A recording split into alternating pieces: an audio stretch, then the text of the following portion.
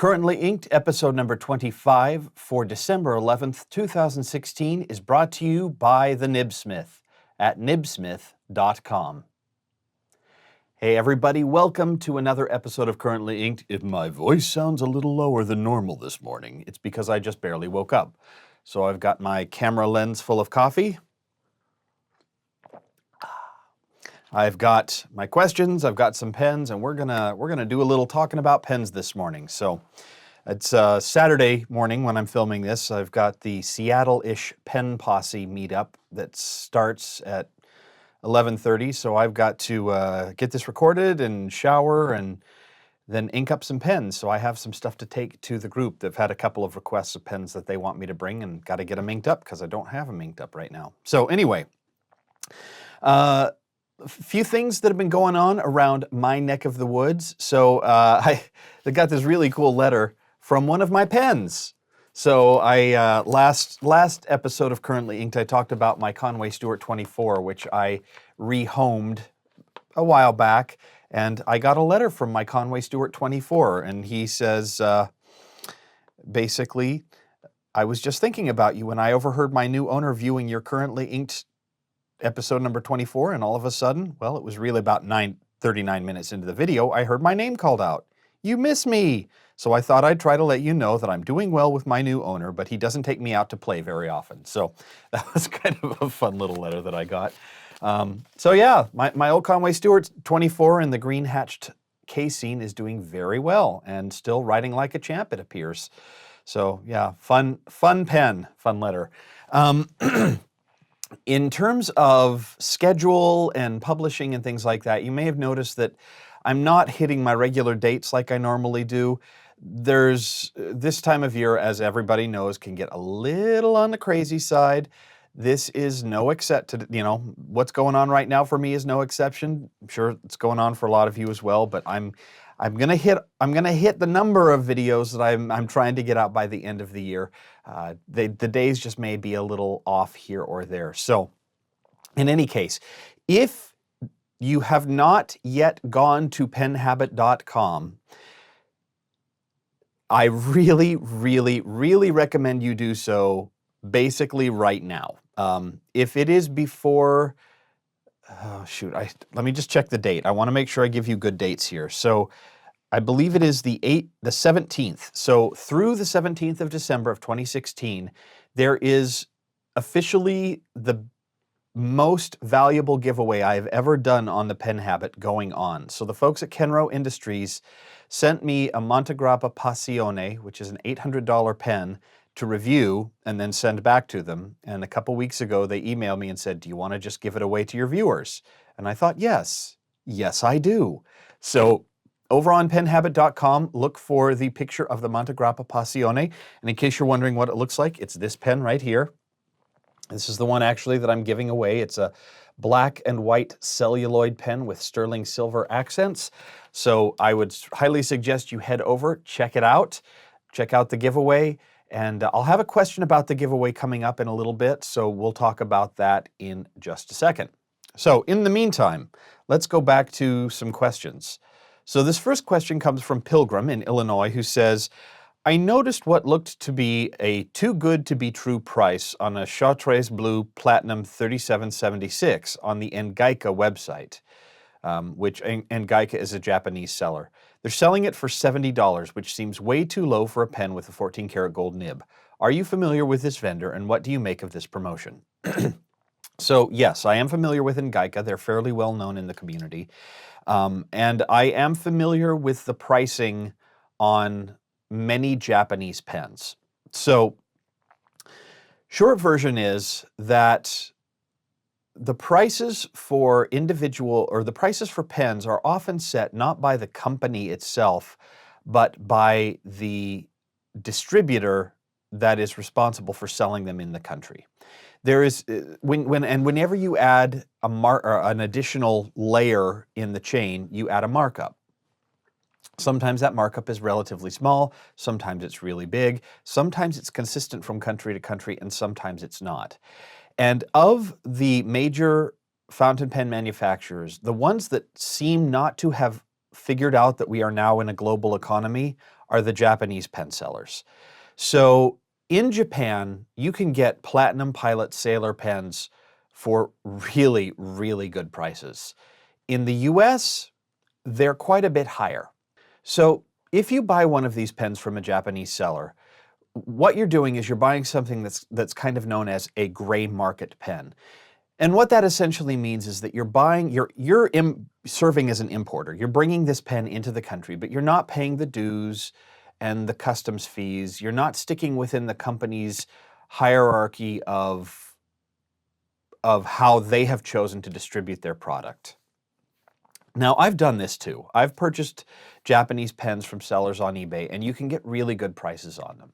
There is a downside to that, though, a couple downsides. First, you can't guarantee you're going to get what you want. I am not aware of any knockoffs of most of the Japanese brands, the Platinum, Pilot, Sailor. I haven't heard a lot about knockoffs of those from, China or India or wherever it is. So I don't think that's a huge problem. I think the bigger problems are if the seller does not send what you ordered, or it comes and there's a problem with it, you're kind of out of luck. You can send it back, but it can get expensive to ship back to wherever the pen came from. It can take weeks or months. They may never get it. They may say they never got it. You may be up a creek without a paddle, and you've got no room for recourse. So if you're going to buy on eBay from a Japanese seller or from sites like Engaika who are selling internationally when they're technically not supposed to, you do run some risks. Now, for some people, those risks are worth it. For others, they're not. It just depends on how important it is for you to save the money. I'm not going to proffer an opinion one way or the other because I don't really have one. Just know that there are risks with buying gray market, and you take those risks on. What you're paying for in that difference in price is the risk. So keep that in mind. The other thing to keep in mind is it can hurt your local sellers too. If you are the kind of person who wants to have brick and mortar stores around and you have them and you're not buying because the prices are higher, don't be surprised when that store disappears.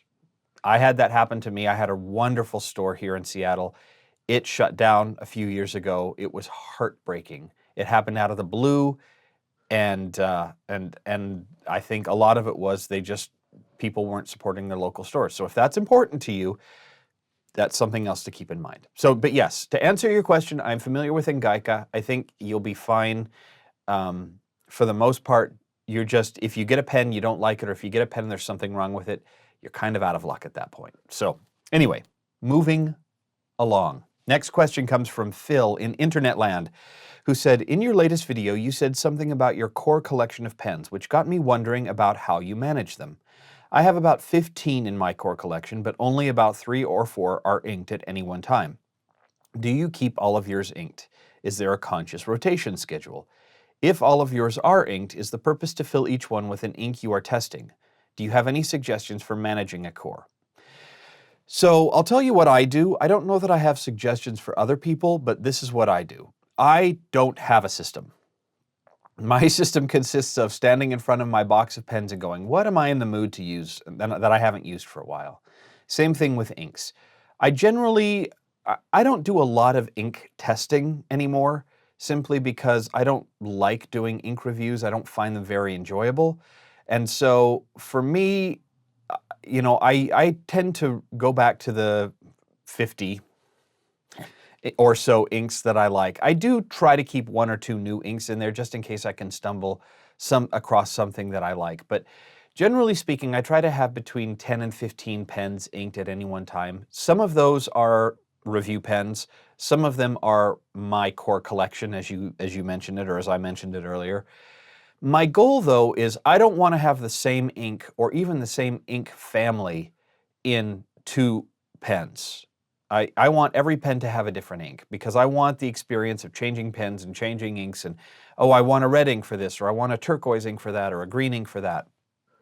I generally write the pen until it's dry or until I'm just sick of the ink, or until, as I did last week, I accidentally left the cap off a pen for a week and a half and the ink dried out in the feed. So in that case, I cleaned it out. But aside from that, generally speaking, I just write the pen dry, unless it's a review pen and I have to give it away or get rid of it. And then I clean it out, I dry it out, I put it back in the box, and the whole process starts over again. So for me, it's just, I do it a lot by feel, and as I've joked about in previous videos, a lot of it is just standing in front of my pens or in front of my wall of ink and going, I need an adult. Austin in South Dakota asks, do you exclusively use fountain pens at work and home, or do you use rollerball pens with liquid ink too? If so, which rollerballs would you recommend? So I only use fountain pens. I do have a couple of like Bic or Uniball rollerballs in my house that I use for, you know, whenever I have to do a triplicate form or things like that. But aside from that, if I'm not using a fountain pen, I'm using my computer. And I've got a Microsoft Surface with a stylus, so if I need to like handwrite notes, I'll use this instead. So that's what I use. I can't help you with your question about rollerballs with liquid ink. Sorry. All right, let's look at some pens, shall we? So this pen, the first pen that I have inked this week, I just inked it up for the first time since September when I got it. You notice that little pink band right there? It's pretty. This is my Waterman's Ideal number 7 with the pink flexible nib. So it's got this big, slender, beautiful nib. I'm going to hold up a piece of paper here so hopefully it can focus a little bit better. Lighting is not great today. I gotta get up there and readjust my lighting. In any case, this nib is, it's something else. Let me tell you what. When people talk about they don't make vintage flex nibs like they used to, this is the kind of nib they're talking about. Now these are really rare, they're hard to find. This is only the second one I've ever seen in 4 years of going to pen shows and looking online. It's pretty expensive too. But are you kidding me with this nib? Are you kidding me with this nib? Seriously, look at that. Flex gorgeousness. And that wasn't even pushing it very hard. So, interesting thing about these Waterman 7 nibs is that they're not wet noodles. They're still relatively, stiff maybe isn't the right word, but they require a bit of pressure to get some variation out of them. They're full flex nibs, don't get me wrong, but they're not, you know, wet noodles are, when people say I want a wet noodle, they're talking about the amount of effort required to flex this pen, or to flex the nib, excuse me. This pen still requires a little bit of effort. It forces you to slow down. What makes the pink nib so unusual, so there's 2 flexible nibs in that Waterman 7 line, and each nib is color-coded. The red nib, which I've had a red nib pen for a while, is a flex nib, but it starts with a medium point.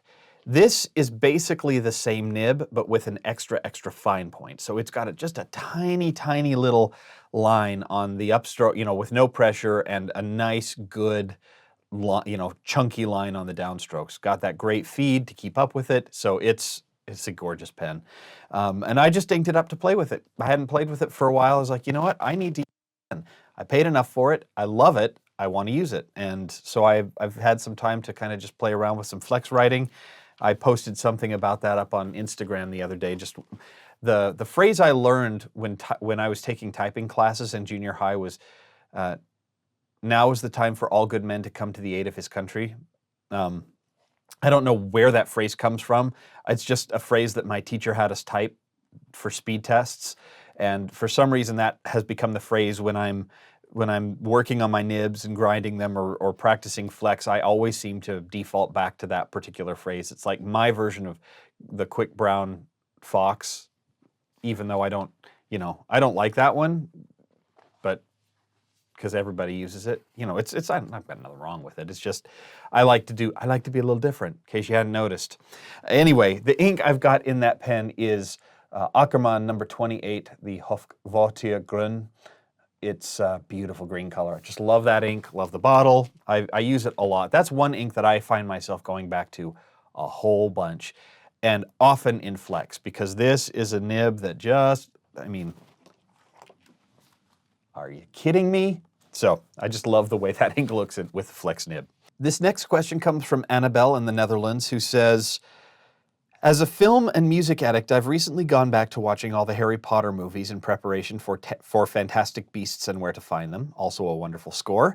And here comes my actual question. Which inks would represent the House of Ravenclaw best? Officially, the colors are blue and bronze. Some said Diamine Shimmering Seas would be fitting as the ink is blue with goldish particles in it. I'm uncertain though. Are there shimmering bronze-colored inks? What's a blue that represents determination and curiosity best? Considering you own a gazillion different inks, it seemed reasonable to ask. I do seem to own a gazillion different inks, don't I? It's actually around 205, I think, is the last time I counted. That's still plenty, but there are others out there who have me well and truly beat. I'll just go out on a limb and say that. Okay, Ravenclaw inks. So I think an ink, a blue, one blue, there's a couple blues that stick in my mind. One is Private Reserve Midnight Blues. The other one is De Atramentis Indigo Blue. I really like both of those. They're both a dark, rich blue, but neither one of them, the Midnight Blues has a little bit of sheen, but the Indigo Blue feels almost velvety to me, and for some reason I picture the Ravenclaw robes to be almost velvet-like, that just rich velvet blue color. Akerman Shocking Blue, number 5 Shocking Blue, is another one that I think would fit in that category. Bronze inks are a lot trickier.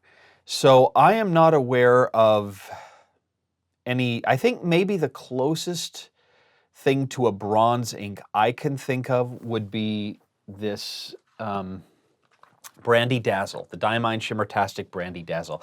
And it's more of a red than a bronze, but it's red with gold, so together it has kind of a bronzy quality to it. So that's Brandy Dazzle. You're probably not seeing the gold in there as much. In a wet pen, that does have a nice sheen to it. But in terms of like a true bronzy color, you also might want to look at Shimmertastic, was it Golden Sands, or some of the new Shimmertastic colors that I'm not real familiar with. I think that would probably be the closest to a bronze. I mean, I'm thinking of like an oil rubbed bronze. So I'm getting ready to do my review of the Caroube de Chypre from J. Herbin, and that's kind of bronzy too, with the gold flecks in that. So yeah, metallic inks by themselves are tricky. So maybe take a look at some of those, but I wouldn't try to do one ink that does both. That's a 2-ink thing for me. It's like you got to have a blue, and I like that real velvety, dark, royal blue, midnight blue thing going on there. And then look for something kind of either red or gold toned with shimmer in it that might help get you a little bit closer to what you're looking for. Well, let's take a quick break from the questions to talk about the sponsor for this week's episode. So once again, the sponsor for this episode is the Nibsmith. So Dan Smith of nibsmith.com.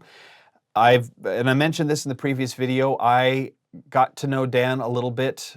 I met him the first time at the DC show in 2015. We'd interacted online before that, and I've interacted with him at most of the shows that I've been to since. So he's really taken off as a popular nib grinder, doing a lot of work lately, very good work, and a lot of people are really recommending his work. In addition to his nib grinding and adjusting services on some very high-end pens, he also retails pens, including pens from companies like Pelikan, Aurora, and Montegrappa. And among those is the Montegrappa Passione. So here's the Passione. So this is the Zebra.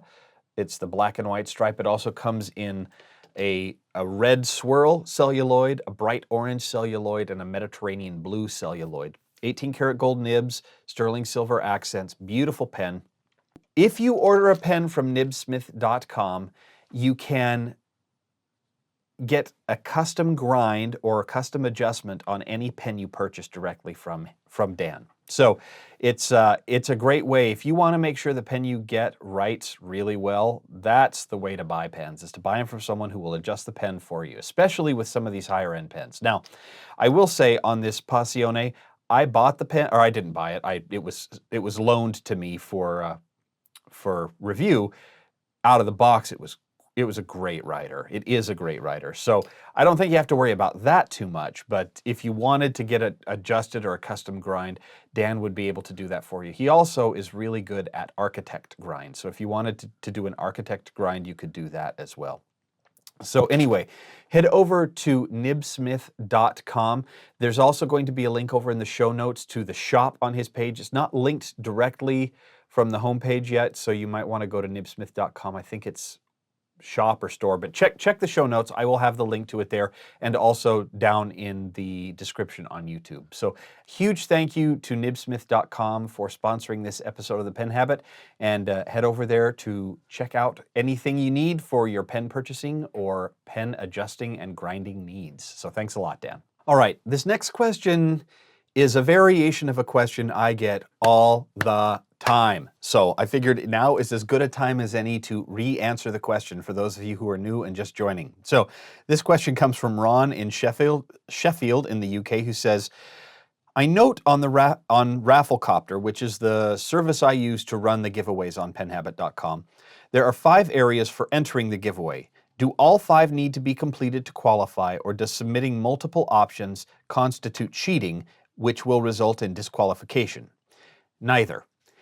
Each option gives you 1 entry. Think of it as each task that I have set you will buy you 1 additional raffle ticket. Now, this is not a raffle. It's a giveaway. It's not a raffle, but legally I must say that. But what I'm doing is giving you several ways to enter, and each entry will give you an extra ticket in the grab bag when it comes time to draw the winner. Now, I do this for a couple of reasons. One, some people are really particular about giving out their personal information. They don't want to sign up for Rafflecopter. They don't want to create a login for Discuss, which is the comment system I use. They don't use social media.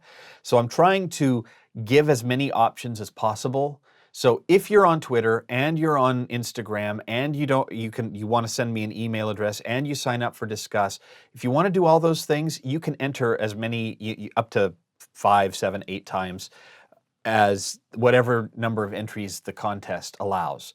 So the other reason I do that is obviously the companies who do giveaways on my blog and on my YouTube channel are hoping to get some benefit from it. While I'm sure there's some of that doing it for the good of it and for the good of the community, I'm sure there's also a big part of it which is they want to increase visibility and that sort of thing. So I do, a lot of times the entries are around follow this person on Twitter or follow this person on Instagram. I don't sell personal information. If you sign up for the Pen Habit newsletter, you send me an email address. I don't give that to anybody. I don't sell it. I don't, in fact, even for the newsletter, I haven't even used it yet. I've had it up for like 4 months and I've never sent a single newsletter. And I may never, who knows? I just wanted to give folks an additional way to enter. So yes, you can enter using as many of those options as you want, or as few of those options as you want. For each one that is completed, you will get 1 entry into the giveaway. Now, I've said this several times before. It bears repeating because some of y'all don't follow directions. Just a second.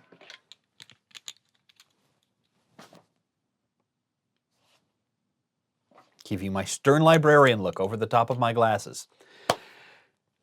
I'm sorry, but when I'm giving away an $800 pen, y'all are gonna have to do a little bit of work too. So, and let me give you a little bit of a background on this. I have an email address set up for people who email in entries. And I have some inbox rules in place that when the email comes in, the subject line has to match what I put on Rafflecopter. Otherwise, it get moved straight to the trash. I'm asking you to follow directions. If a lot of times I will I'll say post a comment on the blog, and I'll ask a question in those instructions. If you don't answer that question and your name gets drawn, when your name gets drawn, I go into the comments and find the comment. And if you didn't answer that question, you get disqualified. So that's where I'm doing the disqualifications. Whoever gets picked as a winner, whatever method they use to enter, I verify that they did it. So if you went and followed Pen Habit on Twitter and then said, I followed, and then immediately unfollowed, when I go to check on the winner and you're not there, you're not in my list of followers, you gone. So just know that I have so little power in my everyday life that when I have the chance to exercise a little bit of unrighteous dominion, you better believe I'm going to take advantage of it. So make sure to follow the directions. So you don't have to enter in every single way, but you do have to enter at least one, and you have to do it properly. All right. Let us grab one more question. This is from Graham in New York City, who says, in October, you mentioned you had a PDF with faint lines for practicing calligraphy. I thought that was a great idea, so he added some pages to his website that can make PDFs with varying lines, patterns, and graphic styles. And I'll put a link to this in the show notes as well. Neat little PDF generator that he built there on his website. So in addition to printing lines and patterns on the back of scrap paper, I want to make some nice dot paper with green dots. However, when I look at the reams of paper available at the office supply store, I am not sure what paper to get. What qualities, weights, coatings of paper should I look for? For shading, for just not feathering, are there characteristics I should avoid? Thanks. Okay, so this is an interesting thing. If you're just going to your regular office supply store, your options, in my opinion, are a little limited. Generally speaking, I think you want to avoid inkjet paper. Go for laserjet paper and go for the premium stuff. I have used successfully Hewlett-Packard 24 and 32 pound papers. I've never tried the Hammermill 24 and 32 pound papers, but I know that the Hewlett-Packard premium 24 and 32 pound papers work really, really well for fountain pens. Now, you're not going to get sheening. You're probably not going to get much in the way of shimmer, but you also won't get bleed through or much in the way of feathering either. Now, I use wheat straw paper. This is a fairly new paper to the market. It's what I use to make my Inky Fingers notebooks. It's usually available via special order. I've yet never seen it in the store. The U.S. retailer Staples used to make sugarcane paper, but it is my understanding that that paper has been discontinued. That was also very fountain pen friendly. But if you want paper that is going to just be amazing in a notebook or something like that, you're going to have to probably either go with Tomoe River, which is very difficult to print on. I actually have a question about that coming up, either in this episode or the next one. It's very difficult to print on because it's so thin, or Rhodia. Now, what I have done is I've bought these, pads of 100 pages of Rhodia paper, taken it to my office supply store and had them cut the binding off.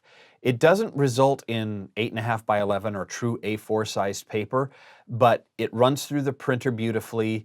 It works really, really well. So that's what I have done when I want paper with my own lines that is really sheening and fountain pen friendly.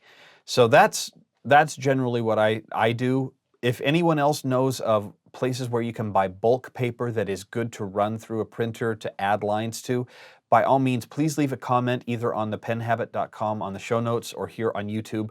That's something I would be interested in as well. So give those a try. Hopefully any of those would get you closer to where you want to go.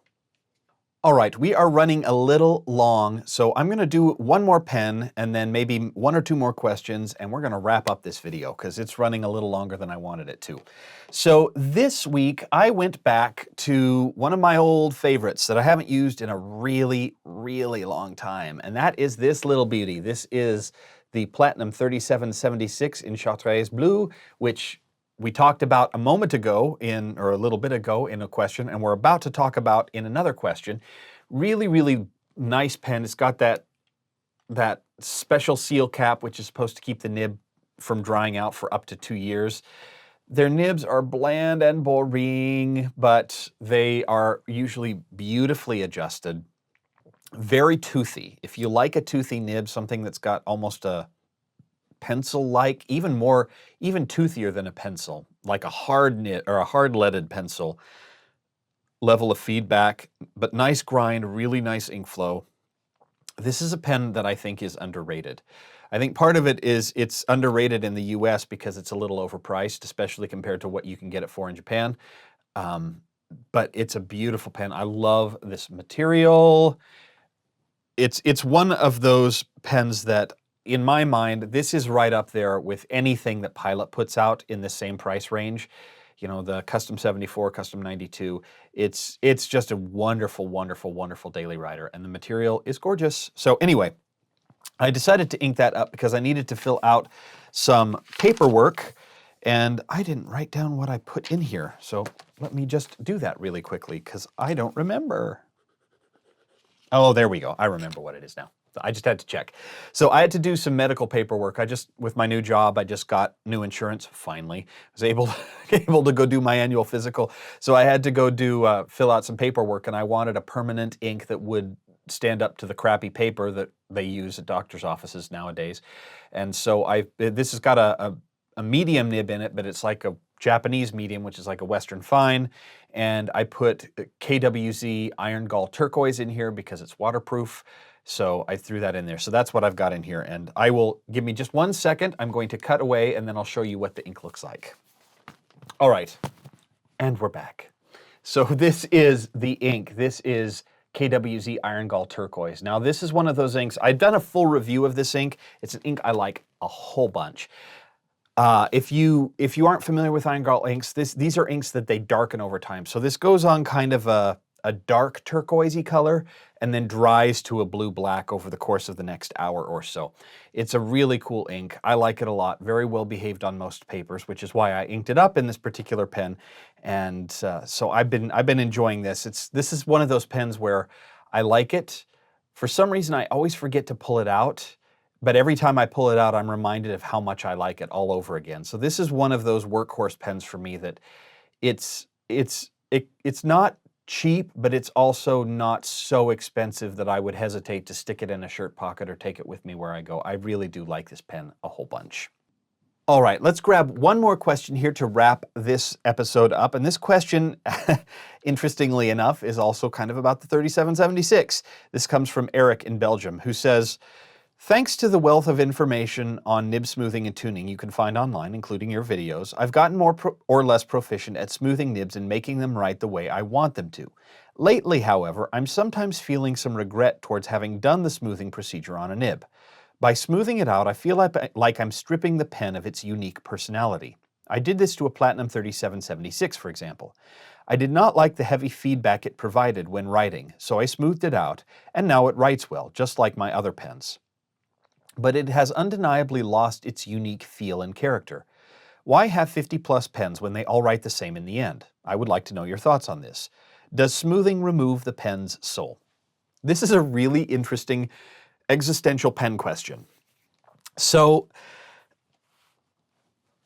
I'm of a couple of different minds on this. First of all, a pen that is unpleasant to use and that doesn't get used is a pen not worth having, in my opinion.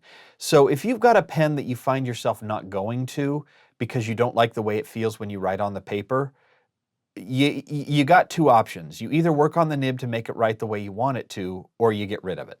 Or you suffer through a pen you don't like. But I don't know why anyone in this hobby would choose to do that. That just seems insanity to me. So with that in mind, I would say I think people often take smoothing too far. I think most people have a range. You know, if we talk about my feedback scale that I use a lot in my videos, and there is a little dog here floating all over in front of my face today. On my feedback scale, there's, everything from 1, which is butter on hot glass, to 10, a roofing nail on concrete. That's kind of the scale that I use when I'm talking about my videos. I can deal with anywhere from a 1 to up to a 4, maybe. And 4 for me is I'd say like a medium lead pencil. Not a hard lead pencil, not a soft lead pencil, but a medium lead pencil. I kind of think of it like a colored pencil. You know, that kind of waxy feel you get with a colored pencil? I think that's about as far as I am comfortable with when it comes to feedback. The Platinum 3776 in particular goes up to a 5 for me almost. it's too much for me, and I find it really unpleasant, especially on paper with some texture. So I don't mind it out of the box on Rhodia or Tomoe River because it's so smooth. The paper itself is so smooth, but you put this nib to paper on something like the wheat straw paper, which has a little bit of texture, sugarcane paper, or just regular office paper, and for me, it's like fingernails down a chalkboard. It's really unpleasant, and I don't care for that. I love everything else about the pen. So at that point, it becomes, do I like the pen enough to work on the nib and keep it, or do I just think I'm gonna find a new home for it? Those are kind of the two options for me. And I've had some where I was like, you know, I could fix this nib, but I don't really want to because the rest of the pen isn't worth it for me. Now, are you removing a pen's soul by smoothing the nib? I don't think so, because the point that touches the paper is only a very, very, very small portion of the overall pen experience. There's an aesthetic and an overall feel and a gestalt. I'm getting a little new agey here, but there's a gestalt about using the pen that is more than just the touch of the pen to the paper. I will also say that having had Nibmeisters work on some of my nibs in the past, a lot of times my pens don't find their soul until they've had work done on them. It's almost like they have no personality at all. I'm thinking of, I have a Sailor that I had Mike Masayama grind into a cursive italic. It's a Sailor Pro Gear. I've talked about it before. I accidentally dropped it nib first on the ground. It was a zoom nib. I hated the zoom nib. I knew I knew I didn't want to keep that zoom nib. So I turned it into a round nib, and it was without personality. So I took it to Mike. He fixed the bent tines a little bit, and then he turned it into a cursive italic. I love this nib. I've actually got it inked up right now. It's the only one I can write with. I have a lot of problems with italic nibs and stub nibs. I can use this pen and use it nonstop. I just love this nib. Without that nib, the pen didn't have much of a soul to me. So I would say that it is possible to polish away all of the personality of a nib, but maybe the problem is you're taking it too far. When you're doing your work, you're polishing away too much. A lot of times the adjustment videos and the tweaking videos, you can go too far. And I find that a lot of times, especially in my early days of doing this, I did go too far. I wanted this perfect, glossy, smooth experience, or I thought I did until I got there. And then I was like, actually, I need a little bit more texture again. So I would go back up a couple grits to 6,000 grit or 4,000 grit, rough it up a little bit, and then go back down, but spend less time, getting to that perfect glossy smoothness. So I still adjust a lot of my nibs, but I do a lot less when I adjust them. It's very rarely the case where I'm spending half an hour drawing figure 8s on micromesh. I don't really do that anymore. Usually it's a 2 to 3 minute process. The only time I've spent a lot of time on my nibs is by opening the tines, making sure that the ink flow is working, clearing out the channels of the feed and that kind of thing. But in terms of actual polishing, I'm not doing as much as I used to do. So if you find that you've polished it so much and you don't like it, then maybe you have polished the personality out of it.